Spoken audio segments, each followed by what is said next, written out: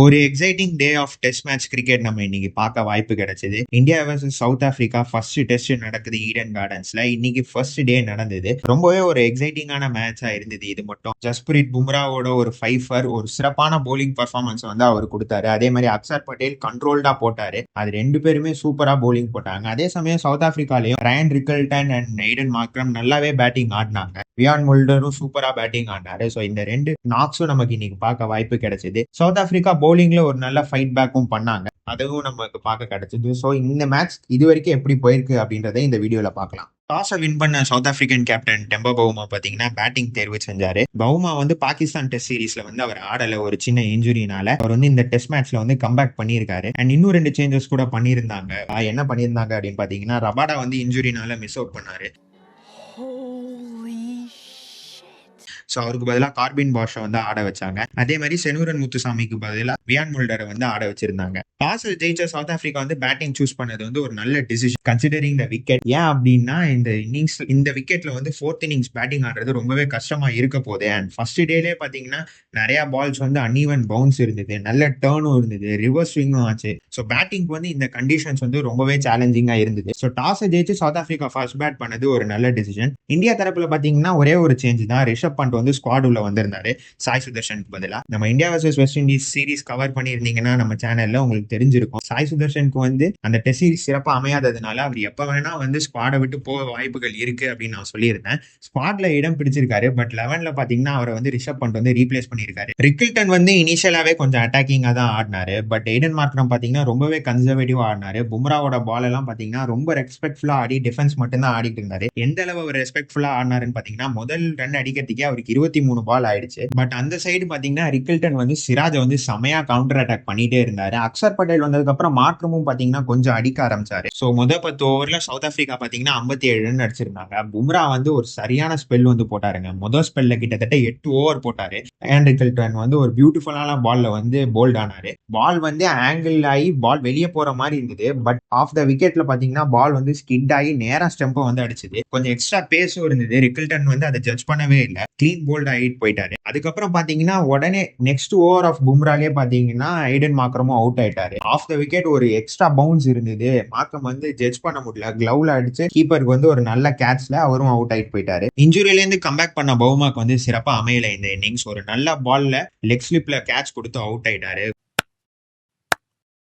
குல்தீப் யாதவோட பால் லைட்டா தான் திரும்பிச்சு. பட் அந்த ஃபீல்ட் பிளேஸ்மெண்ட் வந்து ரொம்ப சூப்பரா இருந்தது. நேரா துருவ் ஜுரேலோட கையிலேயே போய் பால் விழுந்தது. அண்ட் அவரும் அந்த பாலை சூப்பரா பிடிச்சாரு. அதுக்கப்புறம் வியான் முல்டர் அண்ட் டோனி டிசோசி வந்து டீசென்டான ஒரு பார்ட்னர்ஷிப் வந்து அமைச்சாங்க. வியான் முல்டர் பாத்தீங்கன்னா கொஞ்சம் கான்பிடென்டாவே ஆடிட்டு இருந்தாரு. ரிவர்ஸ் ஸ்வீப்லாம் ஆடிட்டு இருந்தாரு ஸ்பின்னர்ஸ்க்கு அகைன்ஸ்டா. நல்லா போயிட்டு இருந்த பார்ட்னர்ஷிப்ல பாத்தீங்கன்னா அவர் எந்த ஷாட்ல வந்து சக்சஸ்ஃபுல்லா இருந்தாரோ அதே ரிவர்ஸ் ஸ்வீப் மூலமா பாத்தீங்கன்னா குல்தீப் யாதவோட ஒரு பால்ல வந்து பிளம்மா LBW ஆகி வெளியேறிட்டாரு. முல்டர் அவுட் ஆன கொஞ்ச நேரத்திலேயே பாத்தீங்கன்னா டோனி டிசோசியும் பும்ராவோட ஒரு பியூட்டிஃபுல்லான பால்ல வந்து LBW ஆகி அவரும் வெளியேறிட்டாரு.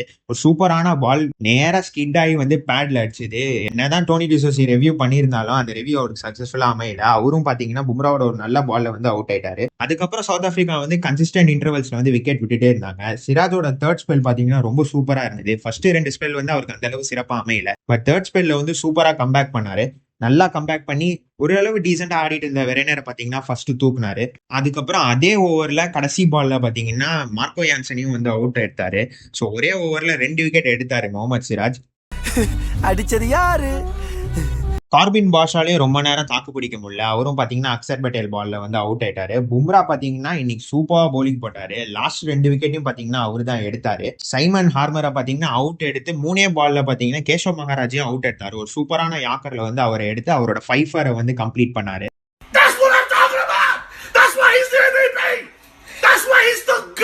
இந்தியா பாத்தீங்கன்னா சூப்பரா பவுலிங் போட்டு சவுத் ஆப்பிரிக்கா வந்து 157ல வந்து ரெஸ்ட்ரிக்ட் பண்ணாங்க. என்னதான் 157க்கு சவுத் ஆப்பிரிக்கா ரெஸ்ட்ரிக்ட் ஆயிருந்தாலும் இந்த விக்கெட்ல பாத்தீங்கன்னா அந்த 157 ரன்ஸ் வந்து 200 ரன்ஸ் மாதிரி தெரியும். ஏன்னா விக்கெட் வந்து அவ்வளவு அன்ஈவனா இருந்தது.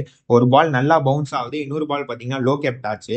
நல்ல பிட் ஆஃப் டர்னும் கிடைச்சது. டே 1லயே இவ்வளவு டர்ன் எடுக்கிறது வந்து ரொம்ப பெரிய விஷயம். ஸோ இந்தியா பேட்டிங் ஆடும்போது பார்த்தீங்கன்னா ரொம்ப கஷ்டமா தான் இருந்திருக்கும். அதே மாதிரி தான் கஷ்டமா இருந்தது. கேஎல் ராகுலும் யசஸ்வி ஜெய்ஸ்வாலும் பேட்டிங்க்கு வந்தாங்க. யசஸ்வி ஜெய்ஸ்வால் வந்து டீசெண்டா ஸ்டார்ட் பண்ணாரு. பட் சூப்பரான ஒரு ஆன்சர் டெலிவரியில பார்த்தீங்கன்னா அவரும் அவுட் ஆனாரு. நம்பர் 3ல சாய் சுதர்ஷனுக்கு பதிலா வாஷிங்டன் சுந்தர் வந்து இந்த மேட்ச் ஆட வந்திருந்தாரு.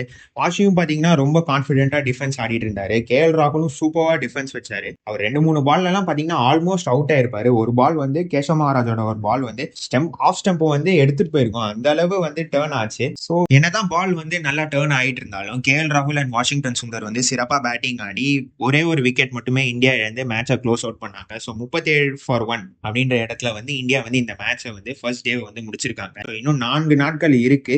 பட் இன்னும் 2 நாள் இல்ல 3 நாள் மேட்ச் போனாலே பெரிய விஷயம் அப்படின்ற மாதிரி தான் இருக்கு. ஏன்னா விக்கெட் வந்து ரொம்ப அன்பிரடிக்டபிளா இருக்குன்ற பட்சம் இந்தியா வந்து சீக்கிரமா அவங்க ஒரு நல்ல ஸ்கோரை போட்டு டிக்ளேர் பண்ணி சவுத் ஆப்பிரிக்காவை ஆட விட்டு இன்னிங்ஸ் விக்டரி எடுக்கணும் அப்படின்னு தான் பார்ப்பாங்க. ஏன்னா 4th இன்னிங்ஸ் இந்த விக்கெட்ல பேட்டிங் ஆடுறது வந்து ரொம்ப கஷ்டமா இருக்க போகுது. ஸோ இந்தியா வந்து நாளைக்கு ஒரு கவுண்டர் அட்டாக்கிங் பேட்டிங் வந்து எடுப்பாங்க. ஏன்னா இன்னைக்கு வந்து வெறும் 37 ரன்ஸ் தான் ஸ்கோர் பண்ணியிருந்தாங்க 20 ஓவர்ஸ்ல. பட் நாளைக்கும் இந்தியா வந்து இதே ரேட்ல வந்து ஆட மாட்டாங்க. நிச்சயமா நாளைக்கு வந்து இந்தியா வந்து ஃபர்ஸ்ட் செஷனை கொஞ்சம் பார்த்து ஆடிட்டு அதுக்கப்புறம் ஒரு கவுண்டர் அட்டாக்கிங் பேட்டிங் அப்ரோச் தான் எடுத்துட்டு வருவாங்கன்னு நான் நினைக்கிறேன். இந்த டெஸ்ட் மேட்ச் வந்து எப்படி போகும் அப்படின்றத தொடர்ந்து பார்ப்போம்.